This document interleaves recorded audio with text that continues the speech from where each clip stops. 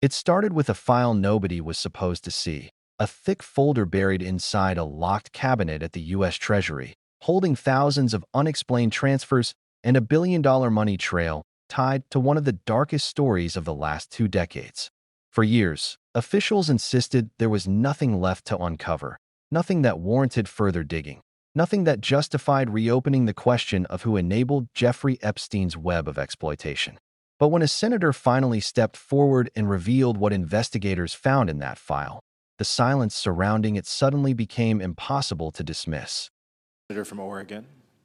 Mr. President, Donald Trump has made some far-fetched statements over the last few months, but a stunner in the last few days was his claim that the Jeffrey Epstein matter was a hoax and a scam. Here is why the president is wrong. The figure at the center of this story was an ultra-rich, well-connected sex trafficker. He was a serial rapist of women and young girls. And for some reason, the Trump administration, that claimed they'd be the most transparent administration ever, turned on a dime. The president had run on a campaign with a promise to expose the Epstein files. Now he and the Attorney General, Pam Bondi, say, nope, nothing to investigate.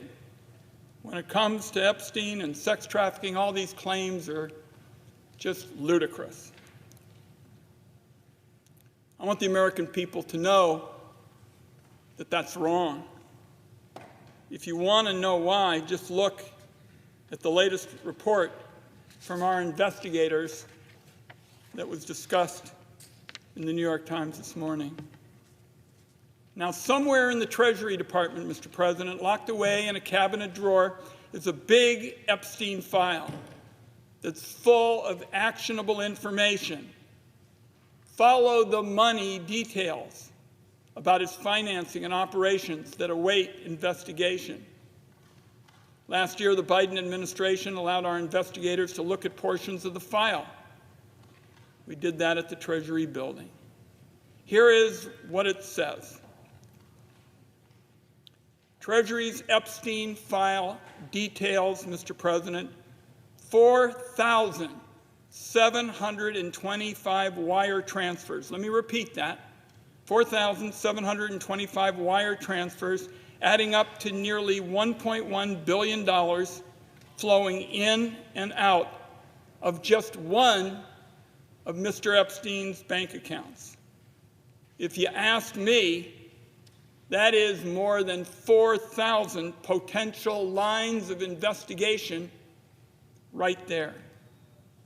Hundreds of millions more flowed through other accounts. That's even a lot more to investigate.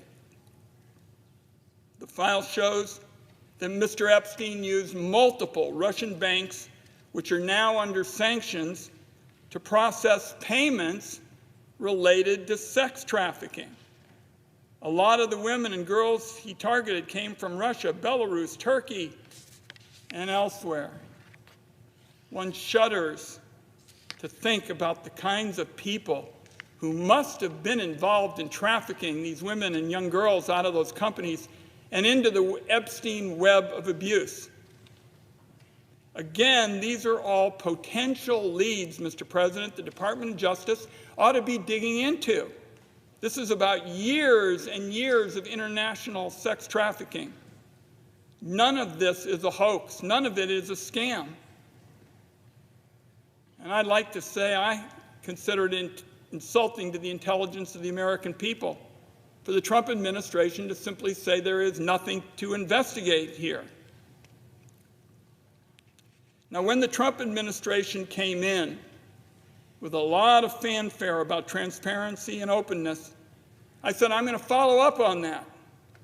So I wrote to the Attorney General, Ms. Bondi, Treasury Secretary Bessent, FBI Director Patel, and I asked them all to produce the Epstein file to the Senate Finance Committee so it could be reviewed. In fact, I've made that request multiple times. The Trump commitment to transparency based on the response didn't mean a whole lot because they just refused. Here's what one Treasury official wrote back to me. I'll quote here. The Department of Treasury has previously made documents available relating to the matter in response to your inquiries. Accordingly, we understand that you have the information you seek from the Treasury related to this request. We thank you for your attention to this important issue. Mr. President, for anybody who's familiar with how these discussions go in Washington, D.C., what I just read was code for the bureaucracy saying, you're asking for information, go pound sand. The Trump administration may be trying to close the books on the Epstein sex trafficking, but I want it understood as a senior member of the Senate Finance Committee, where we spend a lot of time looking at where substantial sums of money are going, particularly if they may be promoting wrongdoing and helping to evade taxes. We are going to stay on this fight to hold the wealthy individuals accountable for the harm that they clearly were involved in injuring the young women and others in this sex trafficking. So I'm going to have more follow-up for Attorney General Bondi very quickly. As for today, Mr. President, if she doesn't want to do the investigating, doesn't want the DOJ to do it, let me just restate my original demand. Have that Treasury information given to the Senate Finance Committee and have us on a bipartisan basis do our work. That's what we do in important investigations. If the Trump people believe they need additional authority to carry out the requests that I make again this afternoon, let me offer to help them write the bill myself. The idea that there is nothing more to investigate, not when you have 4,000 wire transfers, many of them associated with the possibility of wrongdoing and sex traffic promoting. The idea that you have that and there's nothing to investigate when it comes to the Epstein sex trafficking operation is ridiculous. Pam Bondi was the Attorney General in the state of Florida, where a lot of the Epstein crimes were committed. The Attorney General ought to know better, of all people. Mr. President, I can't begin to understand the President's handling of this or why he thinks this is just going to go away. But I'm here to say that our investigators have spent 3 full years looking into this. And the reason why is because we feel so strongly about the horror of sex trafficking and our commitment to root it out. The President of the Senate is new to this body, but I'm sure he's dealt with these issues before. You can't have a much bigger horror in front of you than sex trafficking abuse. So we're talking about real evil done to women and girls by Jeffrey Epstein. And Mr. President, nobody gets to sweep that under the rug. I yield the floor. Why would a government trying to appear transparent work this hard to keep verifiable financial records hidden from the public? The spark that brought all of this into the open wasn't rumor. It was math. Hard numbers. Cold data. Inside that Treasury file were 4,725 wire transfers linked to Epstein's accounts, moving nearly $1.1 billion over a span of years. That's not how a lone individual moves money. That's how networks move money. The kind of networks that thrive in shadows, rely on silence, and survive only because someone powerful allows them to. Investigators who reviewed portions of the file said the scale alone raised questions that no honest administration would ignore.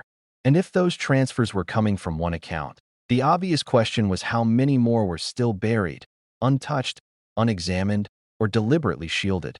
But the numbers weren't the most disturbing part. It was where so many of those transfers originated. According to Senator Wyden, multiple Russian banks, institutions now under sanctions, played a role in processing payments tied to the trafficking of young women.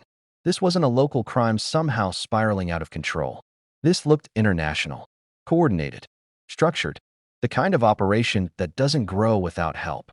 Rumors had circulated for years about a pipeline running through Eastern Europe, funneling vulnerable women into a system designed to exploit them while keeping the benefactors hidden far from the violence. When Treasury analysts realized victims from Russia, Belarus, and Turkey repeatedly surfaced in unrelated reports, the pattern became too clear to ignore. Something larger was operating beneath the surface, and Epstein might have been a piece. Not the whole. That if the financial trail pointed outward toward a global network, the political response pointed inward toward the offices meant to protect the public. A campaign that once promised maximum transparency suddenly insisted the entire matter was a hoax. The same leaders who claimed they would expose Epstein's enablers abruptly refused to release the very documents that could identify them. Senator Wyden made multiple requests to the Treasury Department, the Attorney General, and the FBI Director, seeking basic investigative cooperation. Instead of transparency, he received a letter that essentially told him to stop asking questions. Bureaucratic language wrapped around one message: go away. The silence became even harder to understand when you consider who was making these decisions. Pam Bondi, now in a national leadership role, once served as Florida's Attorney General, the very state where many of Epstein's crimes occurred. If anyone knew the gravity of the case, it was her. Survivors had begged for accountability. Advocates had pleaded for answers. And yet, Bondi repeated the administration's line that there was nothing to investigate, brushing aside concerns with a confidence that stunned investigators. Some observers believed her stance was less about the evidence and more about political loyalty, a theory framed in speculation but hard to ignore when the person in charge refuses to look at the facts. While federal agencies closed ranks, Senator Wyden took the fight to the Senate floor. His message was simple: data doesn't lie. No matter how many officials refuse to acknowledge it, 4,725 wire transfers don't just materialize without explanation. Nearly $1.1 billion doesn't move across borders by accident. And sanctioned banks don't repeatedly appear in trafficking-related payments without raising the alarm. For 3 years, his team tracked the financial pieces, only to hit walls built not by lack of evidence, but by lack of political will. He demanded the full Treasury file be released to Congress, unfiltered, unedited, and without the redactions designed to protect reputations instead of victims. But beneath his words was a deeper question: why was this file ever hidden in the first place? It's one thing for an investigation to stall. It's another for government agencies to deny access to documents they know contain actionable leads. And when those agencies repeatedly insist there's nothing to see, despite thousands of transactions pointing to potential wrongdoing, it creates a far more unsettling possibility: that someone powerful doesn't want the truth reaching the public. Rumors continued to circulate that unmasking the financial web could expose people with far-reaching influence, both in the U.S. and abroad. These whispers were never confirmed, but they refused to disappear because the behavior of those in power made them impossible to dismiss. This is where the issue expands far beyond Epstein. What Senator Wyden described wasn't speculation, it was evidence. Evidence ignored, delayed, minimized, or brushed aside by leaders who insisted the case was over. Survivors heard that message loud and clear. They heard that justice is conditional, that accountability depends on who you are, that the system protects the well-connected before it protects the vulnerable. And when survivors see government officials refusing to investigate, blocking oversight requests, or calling the entire case a scam, they understand the truth. The obstacles aren't legal. They're political. If the full file is ever released, the fallout could be immense. Following the money wouldn't just uncover names. It could reveal networks, accomplices, facilitators, and people who quietly benefited from the exploitation while keeping their own identities shielded. Investigators might discover that some transfers were payments to silence witnesses. Others could be linked to travel arrangements, recruitment pipelines, or offshore accounts designed to hide the movement of illicit funds. There may be communication trails showing who authorized what and when. And if the file exposes foreign financial partners, it could force governments around the world to confront their own role, whether through negligence or active cooperation. That's why secrecy matters here. Once the full truth comes out, it doesn't just rewrite Epstein's story.